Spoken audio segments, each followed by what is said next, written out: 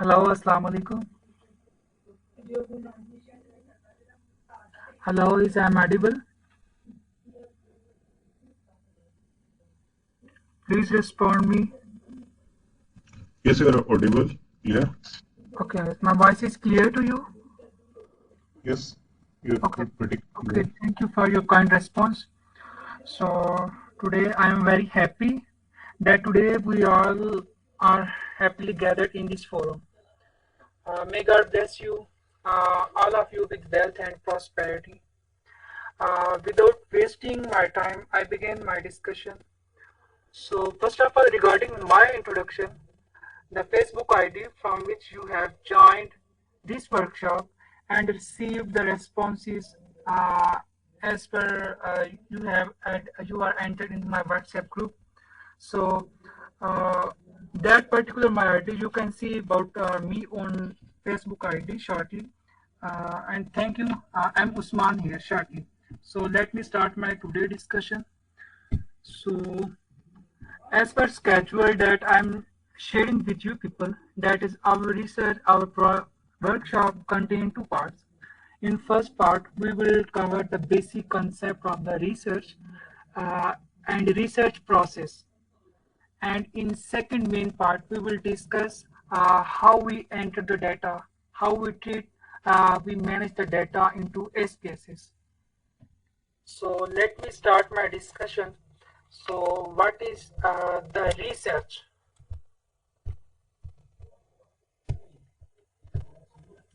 Yes, you can see.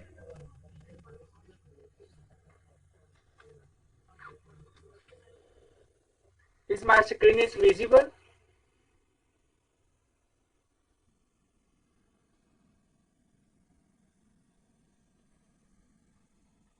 Is my screen is visible? Please respond me.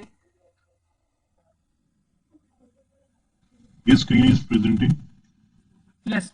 Are you all a research student? Can anybody? Please, what do you know about basic? What is the research? In short, 2 or 3 words. Have you any idea?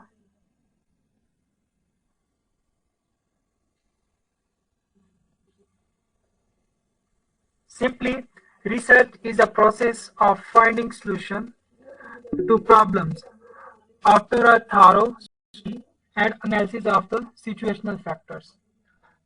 Like I'm saying, for example, uh, there is a project, research-based project, where scientists try to find the cure of cancer. Or any business expert, they are conduct a study in their business environment and try to sort out the basic problem that cause their performance down. So for this purpose, they conduct a study. So if we talk about basically uh, the research purposes, on the basis of research purposes, you have to identify, you have to clear about your study that you are going for applied research or the basic research. So the first objective of the research, first purposes of the research is to solve a current problem that is faced by a manager in the work setting demanding a timely solution. So for example, a study on how to improve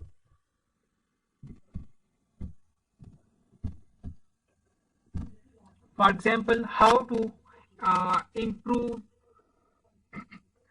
illiteracy in teenagers are looking for a ways to market product for mini life, or if you want to try to decrease the fraudulent activities, or you can say fraud on the social platforms. For these are different kind of activities, these different kind of situation, you have to provide a solution. So these are the problems you can see. So according to your first research purpose, you provide a problem solution. So whenever these kind of situations come to you, you have to go for applied research, not for a basic research. And the second main purpose of the research is to generate a body of knowledge by trying to comprehend how certain problems that occur in organization can be solved. Like for example, I'm saying that a study looking at how alcohol consumption impacts the brain or to discover the components making up human DNA. Or I'm assessing the whether stress level make people more aggressive or not. So for these kind of situations, for this kind of uh, if anywhere, if any in any state, if we find these problems look like, so you have to go for basic research. Means you are just finding, you are exploring an existing phenomena. You are not providing a problem solution. You are just find out the basic roots that cause your problem occur to you. So these are the basic two purposes that define you have to go for basic research or you have to go for applied research. So next, research process in every field, in everywhere where you have to conduct your study. 99% you have to follow the same research process. So let me, the research process is start by a first level, that is observation. Main broad area of research is identifies. Second main step is preliminary data gathering. That involve you have to get in the interview and literature survey. Third main step is problem definition uh, and theoretical framework. Fifth one is generation of hypotheses, and sixth one is research design, and seventh one is data collection, and last analysis and interpretations and report writing.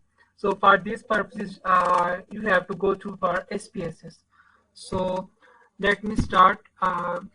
There is a first step of the research process, that is the observation. Observation mean broad area of research identifies.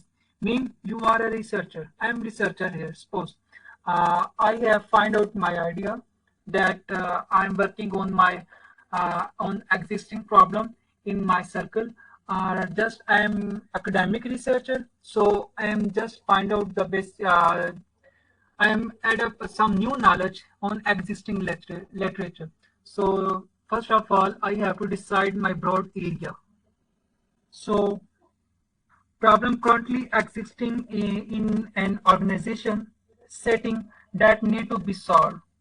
One thing is that in organization side, if there is a medical department, if there is a business department, is there any educational department, you can say there is a problem that is currently existing and you have to need to be resolved. So this might be your one broad area or area that manager believe need to be improved in organization, that there is a mention in your slide. You can see the second point, that is a conceptual or theoretical issues. So these issues need to be tightened up to the basic researcher to understand the certain phenomena. Mean these 2 points also relate to your research objective, that is you go for applied research or basic research. If you are work on current existing problem, then you go for applied research. And if you go for a conceptual or theoretical issues, I mean you are working on the umbrella of literature. So you can say your research, your study is basic in nature, not applied. So the next step, first of all, you have to identify your broad area. You are going for providing a solution or you are going for adding in existing literature. So after deciding your first broad area, the second one is you have to get preliminary data gathering and literature survey. That is the second stage, second step of research. So in preliminary data gathering, you have to check for background information of organization. That is the contextual factor. So I'm just little explain about it, that in background of information of the organization, in this you have to collect the data about the history of a company, like origin of the company, when it came into being, what are the business going on, what are the rate growth,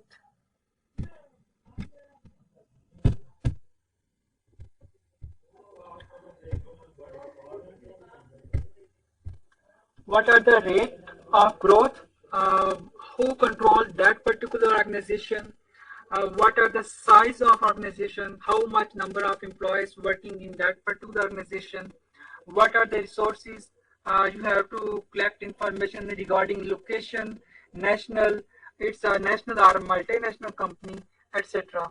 And along with background information of the organization, the main thing you have to collect the data regarding the financial position, around about last 5 to 10 year data.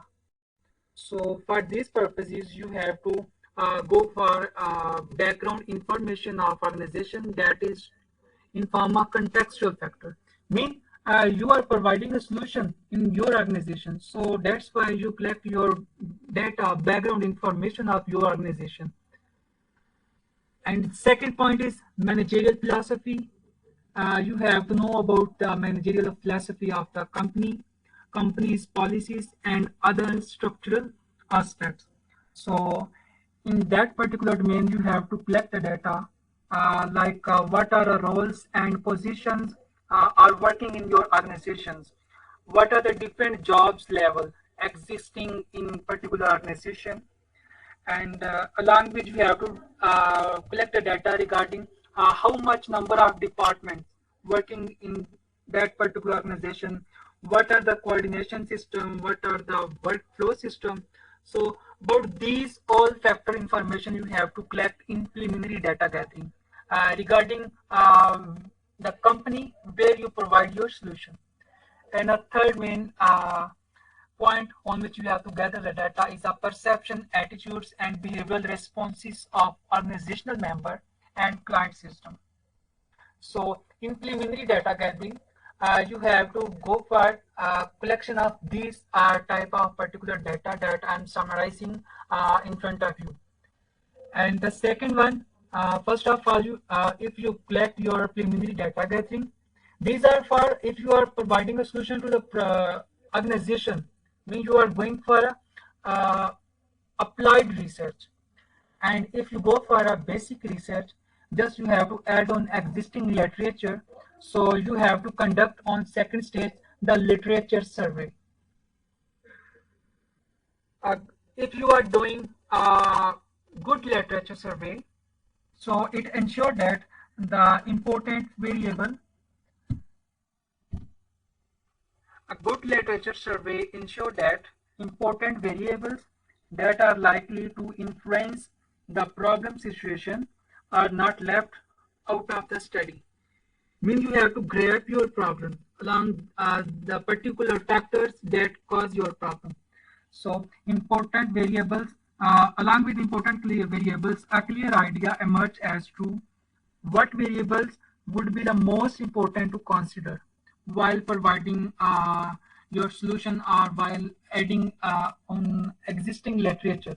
So you have to clear about what are your main variables. So about these, the basic purview is purview of the information regarding variable you can guard through a literature survey.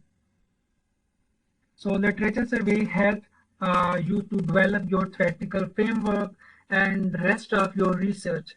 And main thing is that if you are going for basic research on by conducting literature survey, you got a basic gaps where you conduct your study on the basis of that particular gaps.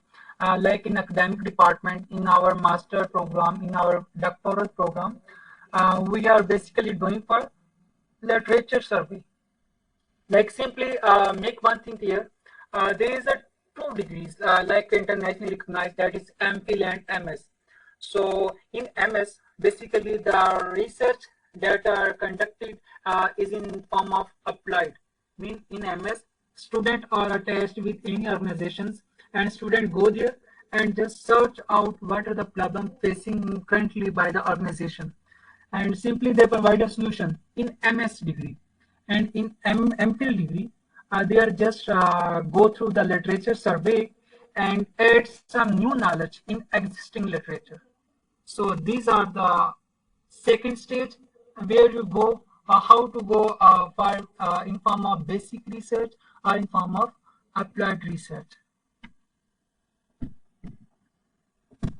Next, third option, that is problem definition, research problem delineative.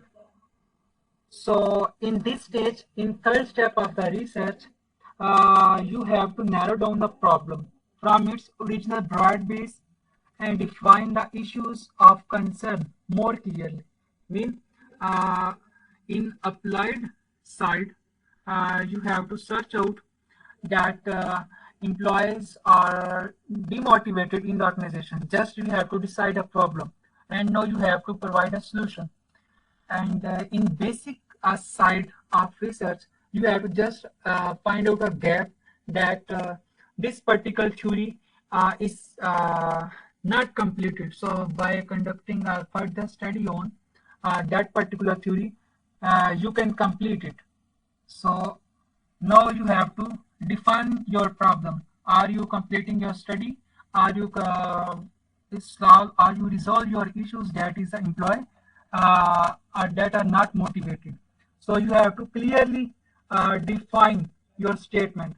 So problem statement is a clear, precise, and succinct statement of the question or issues that is to be investigated with the goal of finding an answer or solution. So your problem statement is basically could pertain into first one, like I'm saying, existing business system where manager is looking for a solution. Like as already I'm sharing you in applied side of research, situation that may not pose an current problem, but which is the manager feel have scope for improvement. And these are the situations like applied research and the areas where some conceptual clarity is needed for better theory building. These are, I'm going for a basic side of research, basic research. So you have to complete your theory, you have to develop your theory. You have to add on some new literature in existing one. So now in the third phase of the research, you have to clearly define what you have to do in rest of the phases of the research, like you have to work on providing a solution, or you have to work on in existing literature. So you have must clear about your problem statement, what you have to do in further stages. So there is a next fourth step of the research, that is a theoretical framework. That is a main step, that is a main phase of the research, and most of the our researcher, our beginners are must do it very unconsciously. So make it clear these are the basic step of your research. So I'm trying to clear regarding what are difference between these variable and how we can develop this theoretical framework. So theoretical framework is a conceptual model of how theorize or make logical sense of the relationship among the different factors. Factors are, you can say, the different variables that have been identified as important to the problem. Mean, just suppose in previous step of the research, you have to identify a problem that in your organization employees are demotivated. Now you have to identify uh, the main variable that is your employees are demotivated, and along with that particular problem, now you have to search what are the basics, or you can say what are the available factors that cause employee demotivation. So you have to clearly identify your factors, your variables, that is used to draw your theoretical framework or your conceptual framework. So uh, up to this stage of research, theoretical framework, the rest of the research is based on theoretical framework. So a variable, or you can say a factor, is anything that can take on differing or varying the values.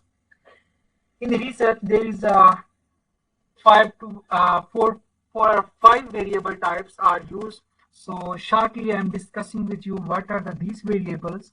So first one is dependent variable, like variable of primary interest to the researcher. Researcher's goal is to understand and describe. Researcher's goal is to understand and describe the dependent variable, or to explain its variability or predict it. Like if I'm saying on dependent variable, it is the main variable that lends itself for further investigation. Okay, for further investigation for rest of the variables that we are adding in our conceptual framework. So it is possible to have more than one independent variable in a study. Like mostly you are all researchers, so in your study, in any article, I'm 100% sure you can see there is a two or three dependent variable will be used or might be used already in any type of article. So these are the dependent variables. Just keep in mind, just keep in mind. Dependent variable is your student performance. Mean you want to check the student performance. What are the behind factor, backend state? What are those factors that cause student performance higher or decrease in student performance? So your main in this particular situation, just keep in mind your main dependent variable is student, or you can say employees performance. That is your main interesting variable. Second type of variable, that is independent variable.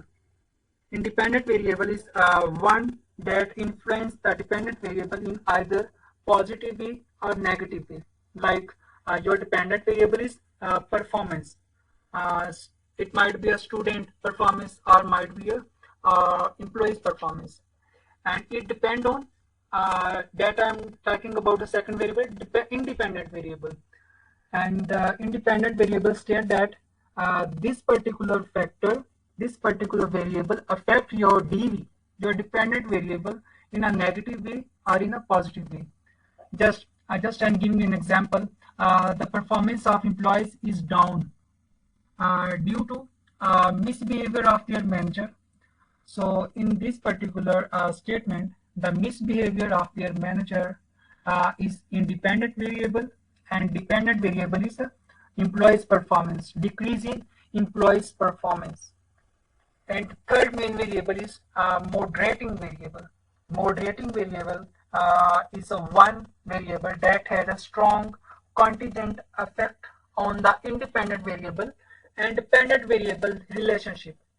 Mean this particular variable give values like they strongly affect the IV and DV relationship, mean independent variable relationship and dependent variable relationship. It can be stronger, this IV to DV relationship, or weaker, the IV to DV relationship.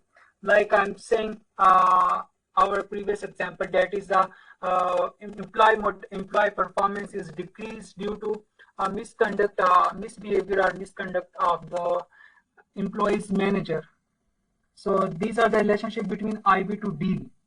So I'm saying there is not strongly commitment. Commitment is a moderating variable, like in IV, misbehavior of a manager, and as a result, as an output, employee performance is down. And there is a moderator, that is a commitment, that is all about weaker the relationship between IV and DV. It shows that employees are not committed with the organization, employees are not committed with the manager to work, that particular team head. So that's why team head or manager are play as a misbehavior, and as a result employees performance down. So the four main variable, that is intervening variable. Uh, Another name of intervening variable is that is mediating variable. So mediating variable is one that surfaces between the times the independent variables start operating to influence the dependent variable and the time their impact is felt on it. It means that they are indirectly start affecting on your DV. Mean uh, when your IV affect your DV directly, and but your intervening variable or mediating variable build a indirect relationship with your DV that starts from DV to IV or IV to DV, that you can say. These are the main variables, and if I'm saying that you have to there is in our research teacher or researcher or supervisor ask us for our research project. So student, please build your theoretical framework, and you have to complete your model on the basis of theory. Mean you have to complete theory driven modeling. So in this particular case, that is the most common in research area. That is you have to do theory driven modeling. So first of all, you have to identify your relevant theory. Like if I'm saying that I'm work on affective event theory, this is a particular theory that is used in business study. Affective event theory say that there is an event uh, occur in an organization. After event occurring, the next step is that is your personal disposition, and along with event, there is an mediating effect of intervening effect of your personal disposition. And next you got by that particular event you got a motivation, and after motivation you have you will automatically ultimately perform in a positive way or in a negative way.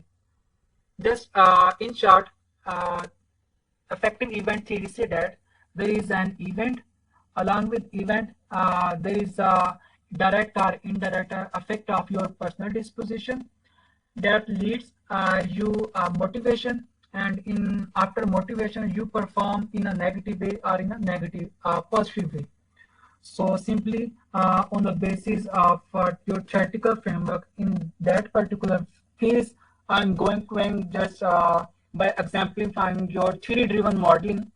So theory I'm discussing with you, I'm just putting the variable on that particular position that theory says. So your event, like I'm saying, supervisory sport.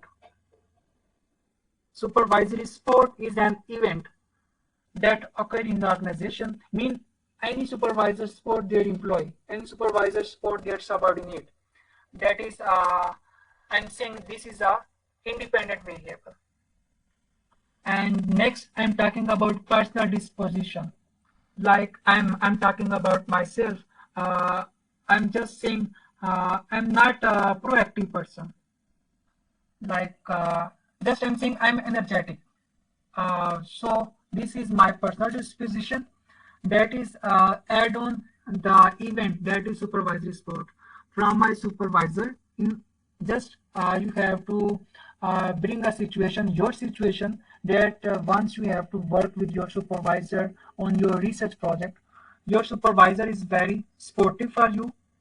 That is your event, and then your personality type, your mood type, your personal disposition add on, and by this way mean they support you very well in this way that you are motivated. You are motivated, you perform your task very efficiently, you complete your research project within the days or weeks, and as a result, as a output, your supervisor is very satisfied with you, your coursework, your project is completed, you got high grade, and in this way, if you can complete your theory-driven model. So these are the basic idea behind the theoretical framework. You are just there are two sides. You have to decide. You have to design your theoretical framework. So first one is just you have to highlight the variable, and then after highlighting the variable, you move for the theory, and you have to align theory and your variable. And in its opposite side, you first study the literature, and after studying the literature, you go for a particular theory that is your interested, and know on that particular theory, you have to just put your variable that you have to highlight from the literature. So these are the idea behind the theoretical framework. And in research domain, now 70 to 75% our mentors, our supervisors ask us, we can say there is a requirement of research field that now you have to complete your research project on the basis of theory driven modeling. And this is very difficult task for us as a research students, but believe me, it is a very convenient way to complete your project. You can resolve all your preliminary issues. You can resolve 70% your issues already before explaining, before conducting your study. So I have suggest you, you have to build your model on the basis of theory. Mean you have to do theory driven modeling. So these are the fourth stage of research process. And the fifth stage of research process is the generation of hypotheses. So after identifying the appropriate variables, appropriate factors that are related to your study, either applied or either basic. So the next step is to elaborate the network of association among those variables. So theoretical framework elaborates the relationship among the variables and explain the theory underlying these relations and describe the nature and directions of the relationship. So our fifth phase of research, or we can say the fifth step, is generation of hypothesis. So if hypothesis basically testable statements, you can say that you have to study, you have to test further on by collecting the data, by collecting, by interpreting on different softwares, and then you have to prove your hypothesis, your statement that you have to propose is accepted or rejected. So a hypothesis, you can say, is a logically conjectured relationship between two or more variables that express in form of testable statement. I'm again saying is a testable statement. So your hypothesis is like if or then statement. I mean, if I'm talking about the format of the hypothesis, it might be if then statement. Like for example, if I work hard, then I will pass. This is a proposition. This is a statement that I'm testing in my study, that if I work hard, then I will pass. So I'm not 100% sure for this particular statement that I want to test in my study. So the format of your proposition, your statement, is if or then statement. So further your hypothesis, you can see you are researchers, so you have, I'm 100% sure that you all are very well aware regarding the research article. So in research articles, you got different hypotheses that is in form of directional, or you can see the non-directional hypothesis. So if I'm saying the directional hypothesis is the relationship between variables positive or negative, or Mean in particular statement, in a hypothesis, if they give you a direction regarding uh, there is a positive relationship between these two variables, or I'm saying there is a negative relationship between these two variables. Like they say that uh, more than or less than words. So these 4 to 5 type of keywords, that is a relationship between positive, negative, more than, less than. It means that in a hypothesis they give you a direction. So you can highlight your hypothesis, that your hypothesis is directional in nature, not a non-directional. And in opposite side of directional hypothesis, there is a non-directional hypothesis. Uh, this in this particular relationship, they offer no indication of the direction. Like I'm saying, there is a significant relationship between these two variables. There is a significant relationship between teacher performance and school management. Just I'm not giving you an idea. There is a positive relationship, there is a negative relationship, there is a more than or less than. Just I'm saying there is a significant or there is an insignificant relationship between these two variables. Just and by this statement, you can get any idea that your hypothesis is what are the direction of your hypothesis.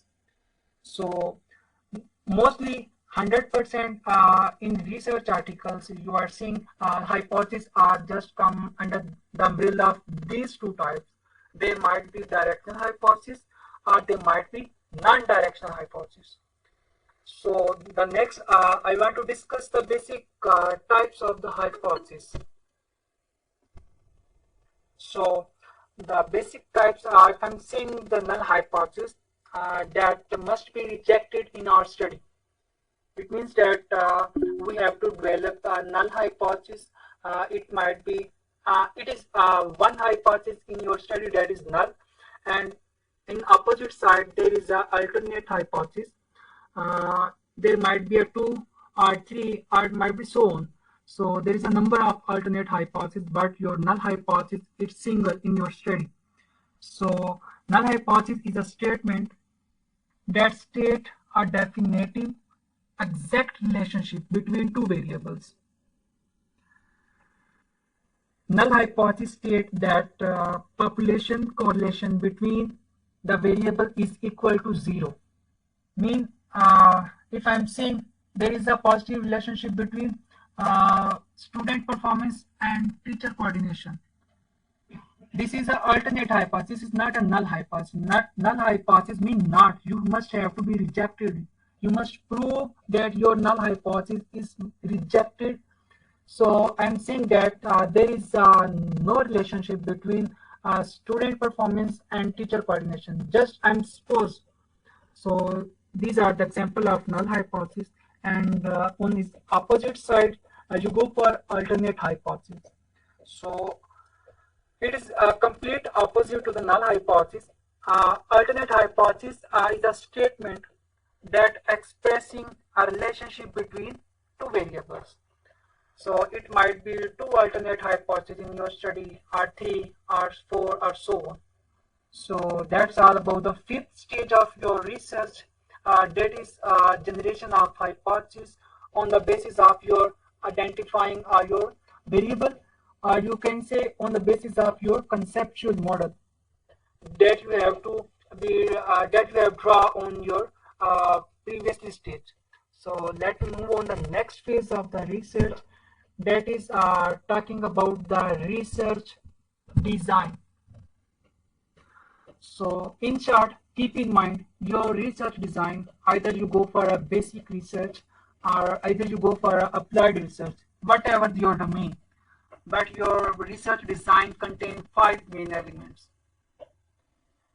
And these 5 main elements is basics step that you have to took for your completion of your study. So these 5 elements that combinedly make an umbrella that name as research design. That is the first one, that is the purpose of the study.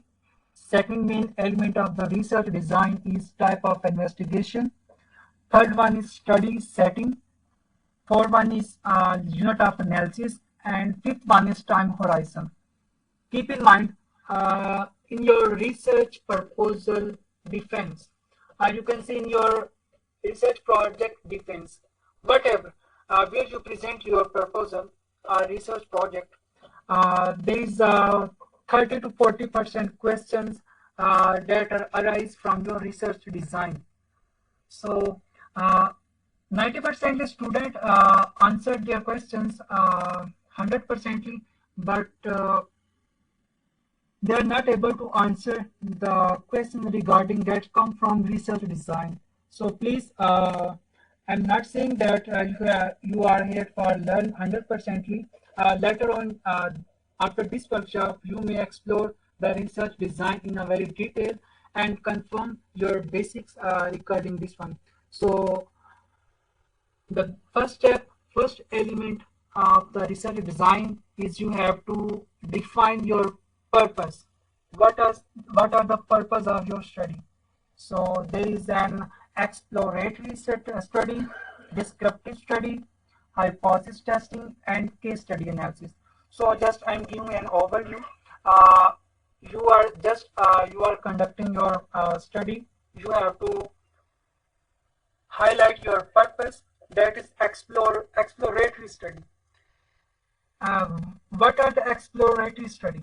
So when not much is known about the situation, no information is available on how similar problem or such issues have been solved in the past.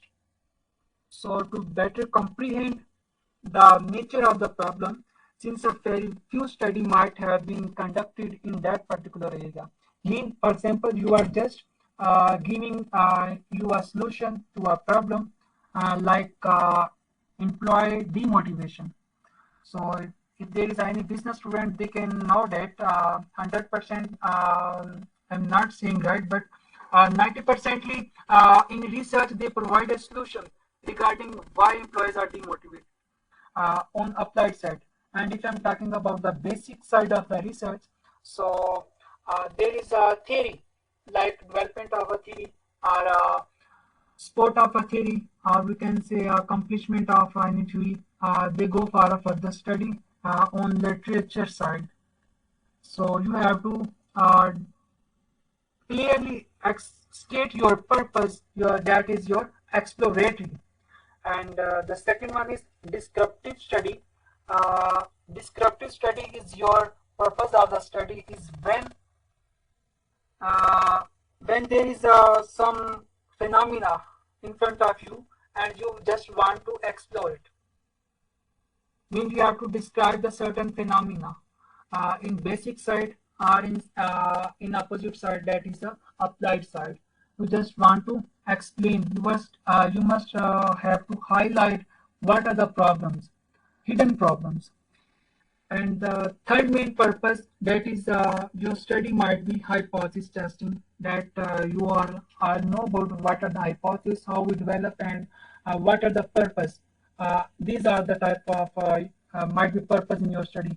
And the fourth one, that is the main purpose of the study, that is the main area in research that most researchers set their purpose that their study is 100% case study analysis. So, case study analysis basically involve in-depth contextual analysis of matter that are relating to similar situation in other organizations, like in your educational system, in your curriculum, you can see there your supervisors, your teachers provide you a case study like in number of organizations. You just go through those particular case studies, and at the end, your researcher, your teacher asks you a question that you have to implement those strategy in this particular business. Like, for example, they giving you a case of McDonald's and asking you to search out a particular strategy and implement into the Nestle are shown in any type of a business. So for this purpose, if you are conducting your research, your study, So you can say your main purpose is to case study analysis. So the second main element of research design, that is the type of investigation. Mean what are the nature of investigation that you are going on in your study. So there might be a causal study or correlational study. So in causal study, basically in which researcher want to delineate the cause of one or more problem. What are the roots of problem? What are the causes and what are the effects on one variable to another variable. So if you are work on this particular situation, so you can say your investigation type is causal in nature. And in opposite side, when researcher is interested to delineate the important variables associated with the problem, means they are just delineate the importance. So in this case, you can see they build a relationship between these two variables. So for this type of study, you can say you can answer your supervisor's question that your type of investigation in your study is correlational study. And the third main element of the research design, that is study setting. Mean your study setting is contrived or non-contrived. Contrived mean the situations where they conduct the study is under the control of the researcher. And non-contrived mean all those element of the environment in which you have to conduct your study that are not under the control of the researcher is non-controlled. Like if you are studying in a lab, if you are conducting I can say an experiment. So in this type of the research study setting, the researcher control might be higher than the non-controlled setting. Non-controlled means it's in natural environment, and studies those are conducted in the natural environment.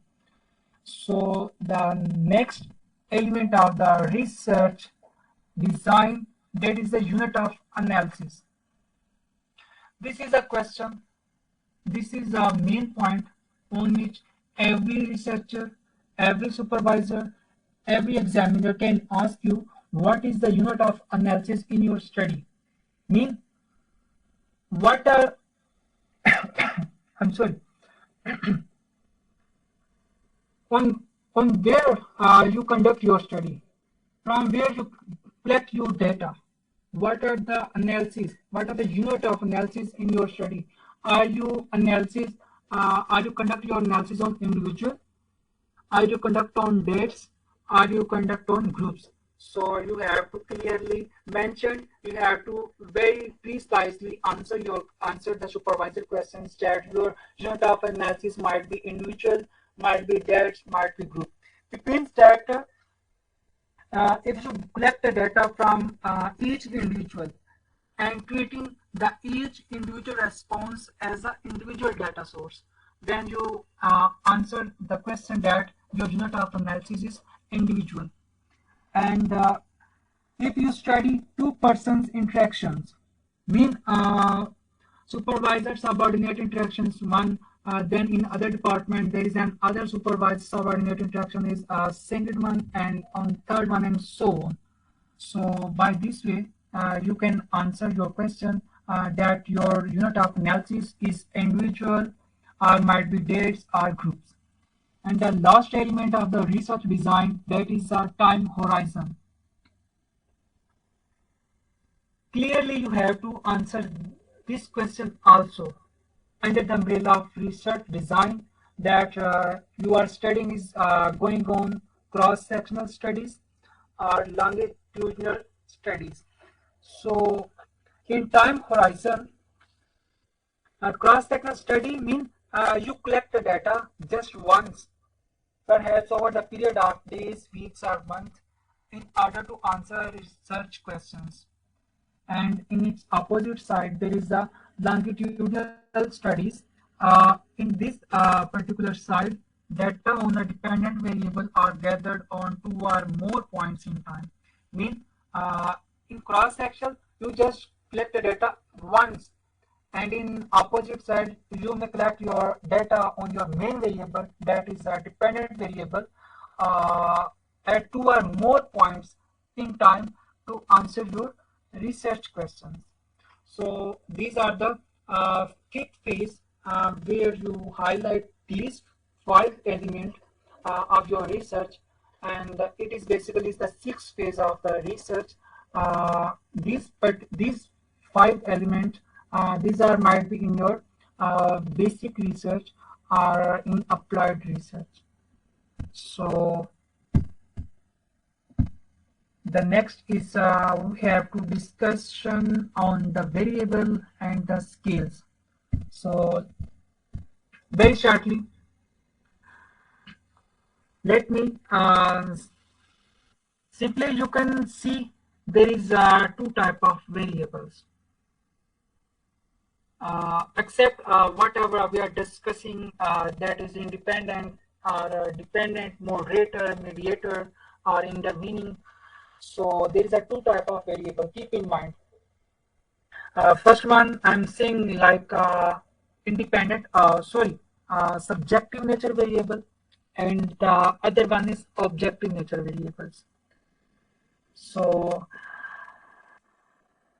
please, I'm sorry, I'm not asking you again and again for my voice is audible or not. Please, once reply me if my voice is audible or not.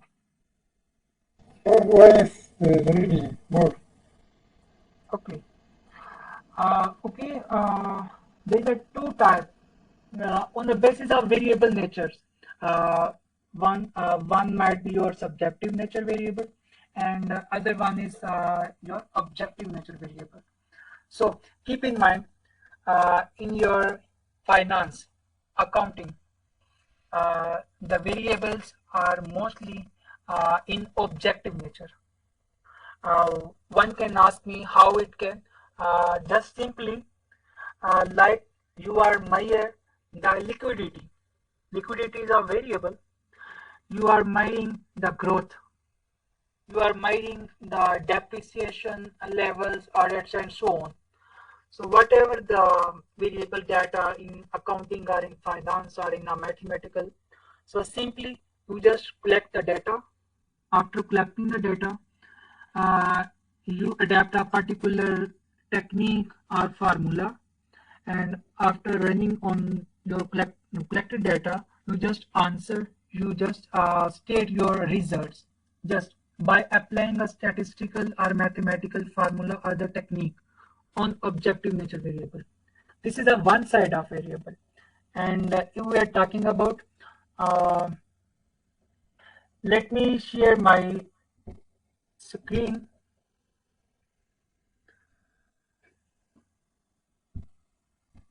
I want to share with you a new tab. So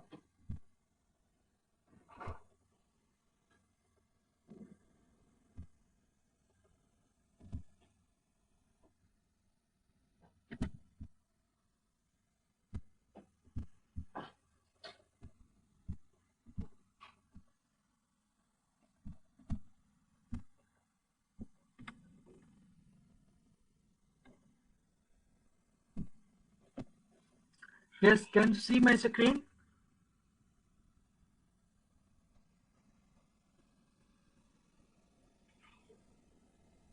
Can you see my screen? Yes, it's visible to me. Okay. Basically, in your research process, in the domain of research, there is a two type of measurement is used. Uh, First one is measurement that are related to your variable, and second one is data measurement. So let me one by one discuss. I'm discussing with you objective nature variables. And you can see in the diagram, objective nature variables are measured with some statistical or mathematical techniques or formula. And your objective nature variable, uh, so how you can define your subjective nature variables are those variables that cannot be measured directly. Like I'm saying that I have to measure the satisfaction level. I have to measure the learning, or I'm saying, I'm sorry, or I'm saying that I want to measure the, if I'm saying I want to measure the performance, employees' performance. So these are the subjective nature variables. On these particular variables, we cannot apply the different techniques or formulas. So what we have to do to measure these variables, we have to operationalize your variables. Operationalized means you have to set different behavioral dimensions that are related to your subjective variables. Just I'm giving you an example that there is a concept of learning. So how you can measure your variable that is a learning mean your main variable that is a learning. So these are the subjective nature variable. There is no technique, no formula in math and stat that can measure the learning. I'm sorry. Simply in educational system, in our educational system, we are just consider just do some assignments, some quizzes, some presentation projects, or giving our your final term exam. These are the different parts that give you a number or give you a grade that can differentiate, that can highlight how much you learn in that particular course. Generally, this idea is behind our concept that what are all about the learning. But in research, your subjective nature variable is not all about your ideas, your suggestions. You must have to operationalize the variables. So, like I'm giving you an example, learning is a variable that is subjective nature and need to operationalize. So learning is an important concept in educational setting. Teachers tend to measure the learning through exams. uh, that is not a real measure of learning. So just in exam, you pass or not, they are not decide that you are learn about this course or not. So we need to define the concept of learning operationally and break it down the observable and measurable behaviors. Like I'm saying, a student learning in the class is when in our journal side we are just talking that just pass some quizzes, assignments, projects, or final term exam that can result that you are learn about this course. But this is not your real learning. Real learning is what that student must understand what is taught in the classroom. So keep in mind, we are just operationalizing the concept of learning. So student must understand what is taught in the classroom. It means that understanding level is also a part of learning. Second one is remember what is understand what is understood in the class. So the second main element of the learning is your retention. And then whatever has been understood or remembered, you have to apply. These are the third main element of the learning. It says that your learning are in form of three dimensions. That is understanding, your retentions, and your applications. First, you have to understand the concept. Second, you have to remember, you have to retain your concept. And third one is you have to apply your concept in different situations. By this way, if your teachers or conduct a study, or you can say if your teacher or finalize your learning points, your grades, they must be work on these three dimensions, that they give you some question on understanding level, like Like I'm saying, teacher can ask a question like, please explain the different theories of motivation with example. So by this way, they can judge your learning level. Second one is that is retention. They might be ask you a question like independent class activity they performed already. They just simply ask you that please detail note on different theories with example in your own words. So by this way, they can judge your learning. And the last one is as we are business student, so our teachers in our exam they ask us 100% a question that we have to apply our concept on practical situation. Like they might be asked a question that how motivation is needed for manager jobs. So in practical side, they ask us these are different questions. So by this way, you can learn your learn about your it means that you can clear about your learning.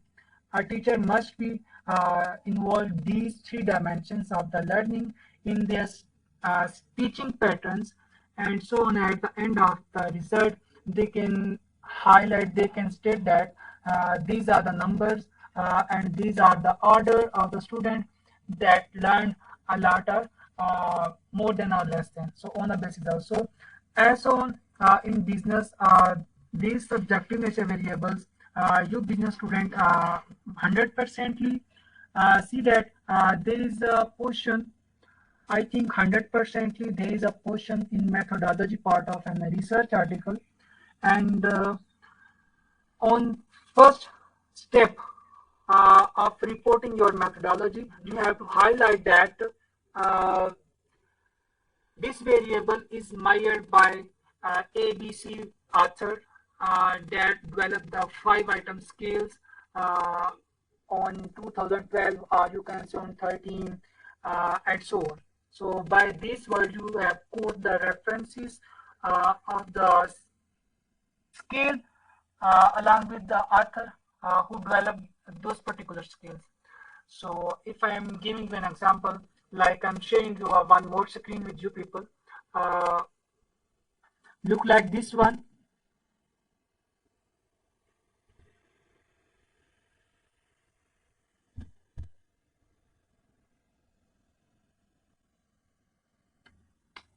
Yes, like this one in your research article, you can see, you can quote that, for example, implied pro-environmental behavior is measured on a 10-item scale of Robertson and Berling 2017. And these variables are measured on 5 items, 3 items, 7 items, and so on. So these are the subjective nature variables, and by this way you can operationalize, you can scale different scales and measure your variables. So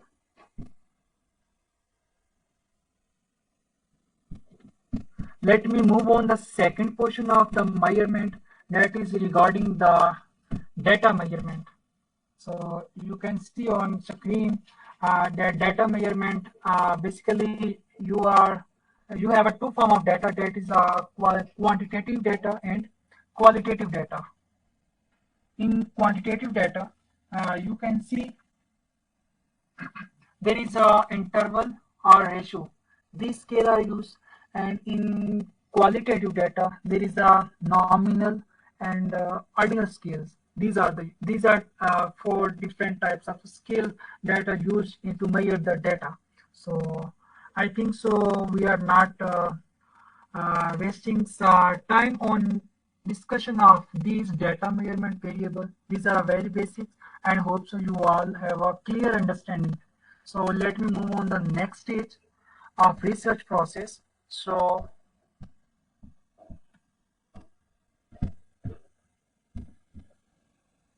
the next phase of your research, that is the data collection phase.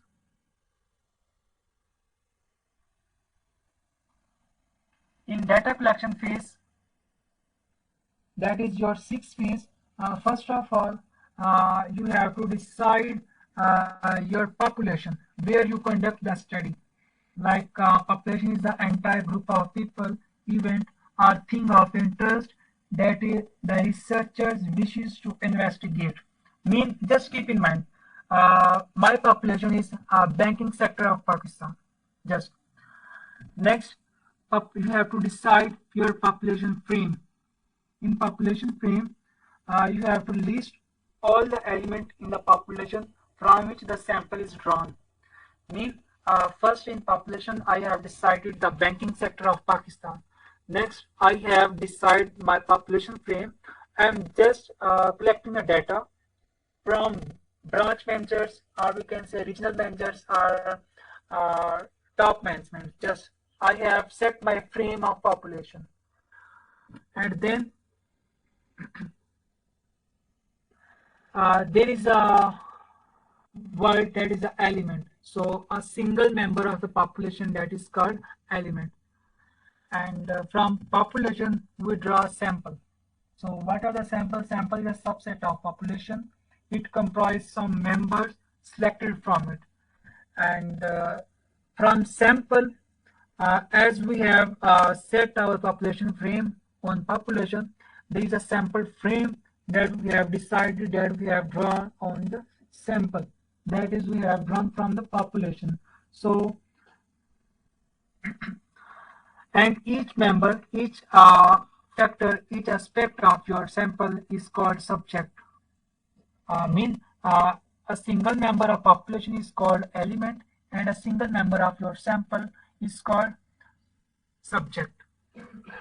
So in overall, I'm saying that sampling is a process of selecting a sufficient number of elements from a population so that the study of the sample and the understanding of its properties or characteristics would make it possible for us to generalize uh, such properties to the population elements.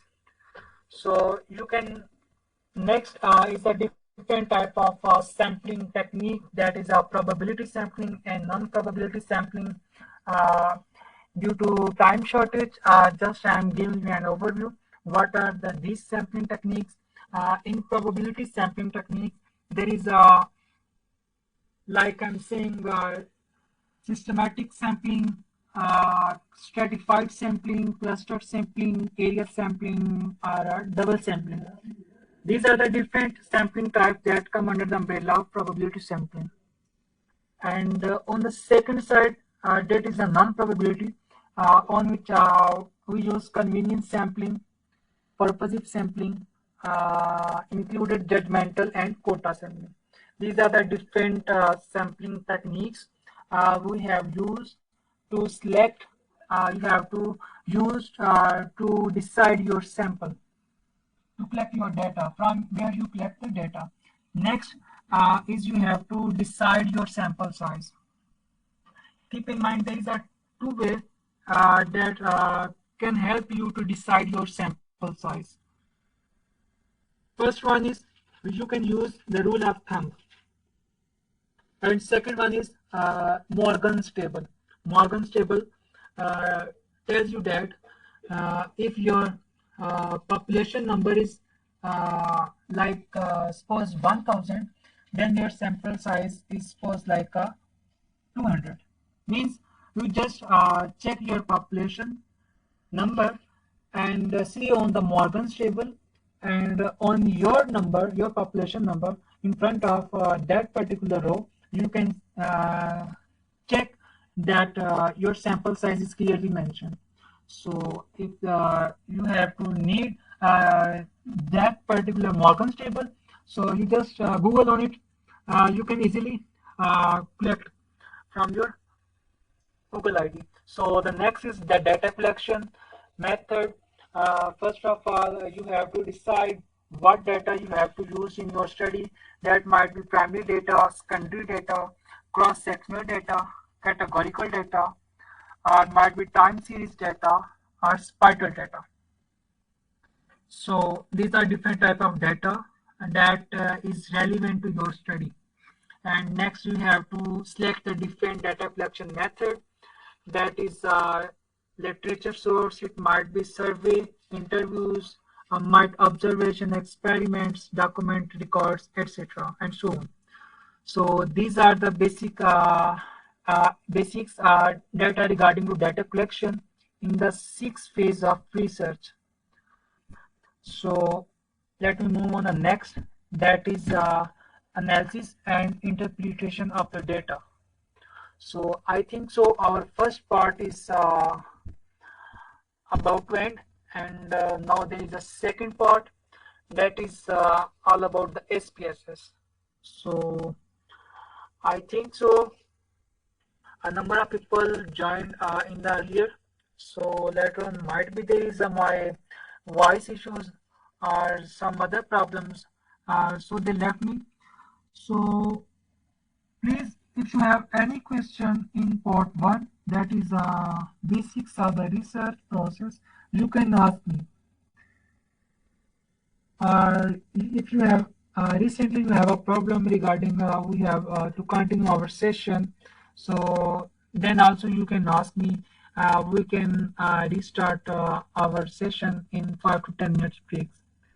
So let me know, please.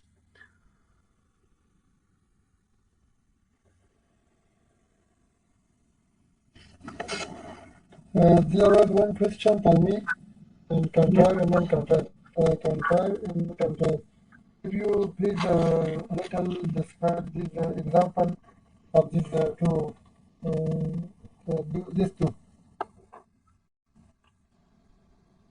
please repeat your question, Rafiullah. My question is that you may use that you described here as the study triangle. One is control and another one is non-control. Are you here, Mr. One? Yes, in study setting, Yeah. If you yes, describe shortly this for me, please. Thanks. yes, the study setting basically is, I think so, third or fourth main element of your research design. Mean, what are the environment? Are you conduct your study in artificial environment? Are you conduct your study in natural environment? Okay, if you conduct your study in artificial environment, like I'm saying lab experiments, field studies, etc. So in this type of study environment, the researcher might control their environment in artificial setting. So these are called contrived setting. And if they conduct their study in in natural environment, and in natural you can see there is a, like in some areas there is a rainy, there is a cold areas, there is a hot areas in all over the world you can see. So in geographically there is a number of factors that affect your study. So these are the factors that might be related to your study. So you can say your study is related to, means your study setting is non-contrived. Means in these situations you have not controlled on these particular situations. So these are the study setting that is a contrived or non-contrived study setting. Okay, thanks. There's one thing remaining. There's individual, there's and group. Yes, If you shortly. uh, that is a word that you have to uh, study in a study setting. It's basically you have to answer that your respondents, mean you collect your data from individual, from group, or from interaction of two people, like doctor patient, supervisor subordinate, teacher student, uh, and so on. So by the combination of two people, you collect the data to analyze your situations. Okay. Okay, thanks.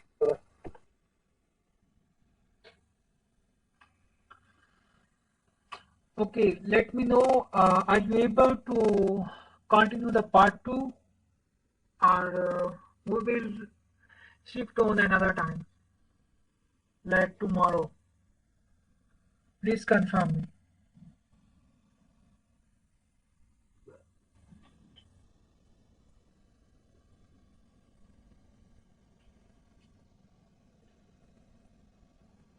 I have no issue about it from my side. But previously you mentioned people in the group are now this list. Then your choice to shift for tomorrow or continue today. From my side, no Okay. issue. Okay, rest of the participant didn't reply, so I think so I have to wind up for today and with your suggestions, with your concerns, I have we will decide our further question on tomorrow on a particular time where you majority are asked for us. So thank you so much for today for your valuable contribution. I'm very happy you all are joining me today, and inshallah we will meet tomorrow. Okay, Allah Hafiz. Thank you, Allah Hafiz.